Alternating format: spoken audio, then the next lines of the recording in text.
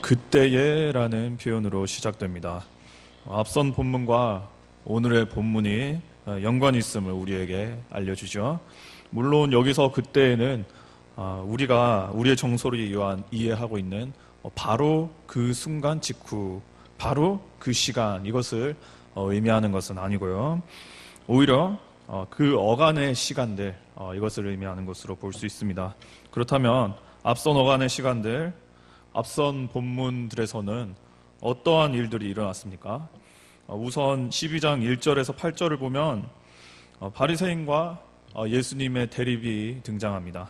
바리새인들은 예수님의 제자들이 안식일을 제대로 지키지 않는다, 이렇게 시비를 걸고요. 예수님은 안식일의 참된 의미를 말씀하심으로 바리새인들을 제압하십니다.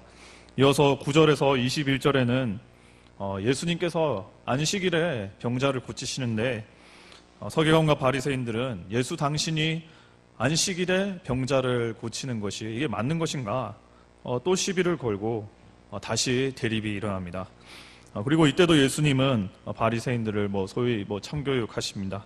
이어서 22절에서 37절을 보면 예수님께서 귀신을 내쫓으시는데요, 바리새인들은 이를 보고 예수가 바알세불의 힘을 빌려서 귀신을 쫓아냈다, 또 대립을 조장합니다. 물론 이번에도 예수님께서 종교 지도자들을 제압하십니다. 이렇게 예수님과 바리새인들의 살벌한 대립이 지속되는 것이 오늘 본문 이전의 상황인데요. 이때 바리새인들과 예수님의 대립이 지속적으로 일어난 이유는 무엇입니까? 이는 예수님이 백성들로부터 메시아로 추앙받자 바리새인들은 그들 권위의 위기의식을 느끼고 그러므로 예수님을 지속적으로 괴롭힌 것입니다. 그래서 특별히 10절 중반을 보시면 바리새인들은 예수를 고발하기 위하여 괴롭혔다, 고발하기 위하여. 또 23, 24절을 보면 대중들에게 예수님이 다윗의 자손이 아님을 주장하기 위하여서 바리새인들은 예수님을 괴롭혔다는 내용이 등장합니다. 그리고 이제 오늘 본문이 등장하는데요. 오늘 본문은 그때에, 즉 바리새인 및 서기관들이 예수님과 살벌하게 대립하던 바로 그런 상황 가운데 예수님이 하나님의 아들이 아님을 그들이 주구장창 주장하는 그러한 상황 가운데 오늘 본문의 사건이 일어나게 되었다, 우리에게 말씀하죠. 오늘 본문에는 어떠한 사건이 일어납니까? 서기관과 바리새인들이 또다시 예수님께 나타납니다. 그리고 예수님께 어떤 특별한 요구를 부탁하는데요. 38절을 보십시오.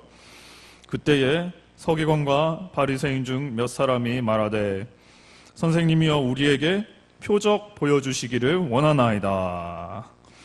서기관과 바리새인들이 예수님에게 표적을 보여달라, 표적을 요구합니다. 물론 예수님은 많은 표적을 행하셨죠. 대중들 앞에서 병자들을 고치시고 귀신을 내쫓는 등 많은 표적을 보이셨습니다. 그러므로 대중들에게 예수님 당신이 하나님의 아들이심을, 메시아이심을 증명하셨습니다.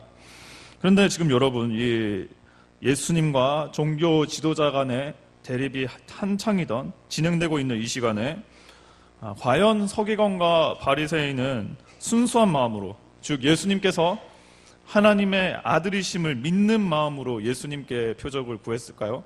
나를 정말 고쳐주세요, 혹은 나 안에 있는 지금 불행한 이 귀신들을 쫓아주세요, 이런 정말 순수한 마음으로 예수님께 표적을 간구했을까요? 이들은 예수님을 시험하며 예수님을 넘어뜨리고자 대립의 목적으로 또다시 표적을 구합니다. 구체적으로 여기서 서기관과 바리새인들이 구하는 표적은 어떠한 표적입니까? 아무래도 우리는 이렇게 생각할 수 있는데요. 지금 바리새인들이 하늘의 표적을 보임으로 당신이 메시아임을, 하나님의 아들임을 한번 나타내봐라, 증명해봐라, 지금 이거 시험하는 것 아니겠습니까? 그렇다면 우리는 과거 바리새인들을 비롯한 이스라엘 백성들이 가지는 보편적인 메시아가, 하나님의 아들은 어떤 사람인가, 이것을 우리가 연관시키지 않을 수가 없는데요. 과거 이들의 메시아가는 다음과 같았습니다.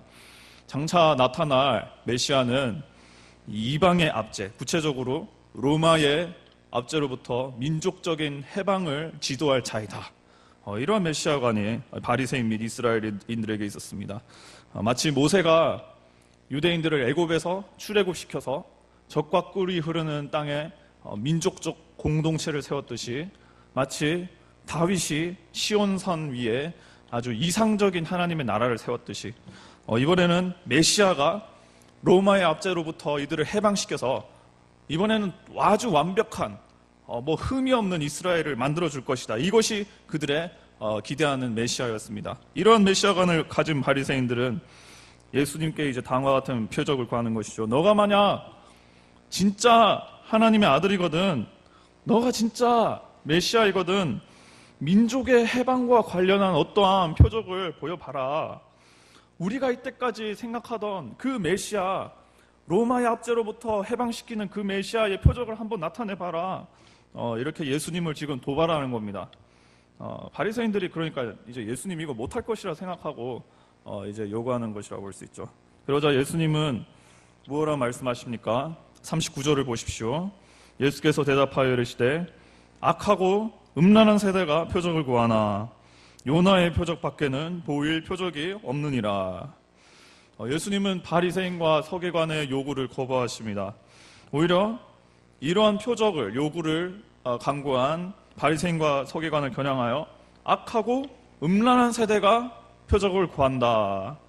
즉 너희들이 참 악하고 음란하다 이렇게 말씀하십니다. 사실 예수님은 이미 많은 표적으로 당신이 그리스도이심을, 하나님의 아들이심을 나타내지 않았습니까? 다만 바리새인들은 이를 보고도 믿고 싶지 않았을 뿐입니다. 그래서 악합니다. 왜 악하다고 말씀하지 않습니까? 또 바리새인들이 음란하다 말씀하시는데 이것은 어떤 의미입니까? 이 사전적 의미로 음란하다는 말은 원래 성적으로 간음하다 이러한 의미가 되겠는데 바리새인들이 실질적으로 성적으로 타락한 집단은 아니지 않았습니까? 그렇다면 이것은 어떤 의미이죠? 구약 성경을 보게 되면 이스라엘이 음란하다 이런 표현을 우리가 자주 보게 되지 않습니까? 이것은 주로 이스라엘이 배교하여서 다른 신을 섬길 때 성경 말씀은 이스라엘이 음란을 행했다 이렇게 말씀합니다. 예수님은 바리새인과 서기관들이 하나님을 거부하고 하나님 바른 말씀을 거부하고 하나님이신 예수님을 거부하는 이들이 음란하다 지금 이렇게 말씀하십니다. 만약 바리새인들이 조금만이라도 영적으로 깨어 있었다면 말씀이 예언한 메시아가 바로 예수님이심을 눈치챘겠죠. 그러나 이들의 영은 음란했습니다.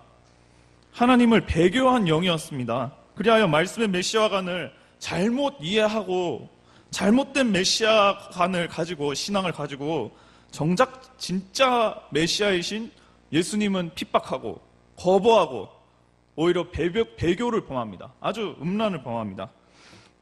이어서 예수님은 자신을 믿지 않고 이렇게 악함과 음란을 행하는 바리새인에게 무엇라 말씀하십니까? 39절 중반을 보십시오.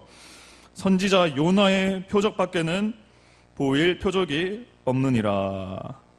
이 바리새인과 서기관들이 표적 보여달라. 그래서 당신이 하나님의 아들이면 한번 증명해봐라 이렇게 했을 때 요나의 표적밖에는 내가 보일 표적이 없다. 내가 장차 행할 요나의 표적으로 내가 메시아임을 나는 증명한다. 이렇게 예수님은 말씀하십니다. 여기서 요나의 표적이란 무엇입니까? 40절을 보게 되면 예수님은 이것을 아주 친절하게 설명하시는데요. 40절을 보시길 바랍니다. 요나가 밤낮 사흘 동안 큰 물고기 뱃속에 있었던 것 같이 인자도 밤낮 사흘 동안 땅속에 있으리라. 예수님은 구약 선지자 요나가 물고기 뱃속에 사흘 있었던 것을 언급하십니다. 이어 예수님도 요나처럼 땅속에 사흘간 계셔야 할 것을 말씀하십니다. 그러므로 요나가 물고기 뱃속에서 사흘 동안 있다가 이후 하나님의 뜻에 따라 니느웨의 구원의 통로가 되었듯이 예수님도 장차 십자가에서 죽으심으로 사흘간 무덤에 계시다가 부활하심으로 모든 성도를 구원하는 바로 이 표적, 이것이 예수님이 의미하는 요나의 표적이라고 우리가 간단하게 설명할 수 있는데요. 예수님은 장차 일어날 요나의 표적이 바로 당신이 그리스도이심을 나타내는 그 증명하는 표적임을 말씀하시죠. 바리새인들이 생각하는 정치적 해방의 어떤 표적이 그가 메시아임을 증명하는 표적이 아니라 십자가의 죽으심과 부활하심의 표적이 그가 하나님의 아들이심을 메시아이심을 증명하는 표적임을 예수님은 분명하게 오늘 본문에서 말씀하십니다. 성도님 여러분, 우리가 오늘 본문에서 통하여서 취할 수 있는 교훈은 무엇입니까? 오늘 이것을 좀 생각해 보았으면 좋겠는데, 우리가 예수님을 섬기는 이유가 무엇입니까? 예수님을 믿는 이유가 무엇입니까? 예수님께서 휴머니즘적인 복을 가져다주는 어떤 선한 신이기 때문에, 그런 표적을 행하는 신이기 때문에 우리가 예수님을 믿습니까?